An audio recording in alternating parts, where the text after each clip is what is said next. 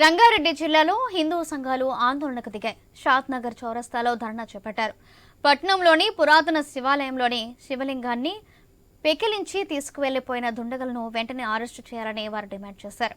రాష్ట్రంలో హిందూ ఆలయాలపై దాడులు జరుగుతున్నా ప్రభుత్వం నిమ్మకు నీరెత్తినట్లుగా వ్యవహరిస్తుందని మండిపడ్డారు.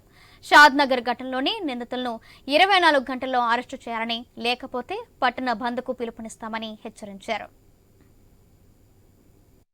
గవర్నమెంట్ వచ్చినప్పటి నుంచే అనేక హిందూ మందిరాలపైన ఒక పకడ్బందీ ప్లాన్ తోటి దాడులు జరుగుతున్నాయి. మన ముత్యాలమ్మ విషయం కావచ్చు, శంషాబాద్ విషయం కావచ్చు, దుందిగాల్ కావచ్చు, షామీర్పేట కావచ్చు, అంబర్పేట కావచ్చు, అనేక సెంటర్ లోపల హిందూ మందిరాలపైన దాడులు జరిగింది. కానీ ప్రభుత్వ యంత్రాంగం ఇంత జరుగుతున్నా గానీ ఈ యొక్క యంత్రాంగం చూసి చూడనట్టు ఈ యొక్క ప్రభుత్వం వ్యవహరిస్తుంది.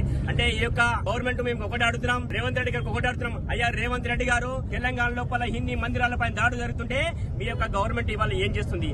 ఎంత మందిని ఇప్పటివరకు శిక్షించింది? ఎంత మంది పైన కేసులు పెట్టింది? ఎంతమందిని అరెస్ట్ చేసింది? అంటే మీకు ఓన్లీ ఓటు బ్యాంకు రాజకీయాల కోసం ఒక ఎంఐఎం పార్టీకి భయపడే హిందూ ధర్మానికి, హిందూ సంస్కృతికి ఇవాళ మీరు మోసం చేస్తారని చెప్పేసి ఈ యొక్క గవర్నమెంట్ వచ్చిన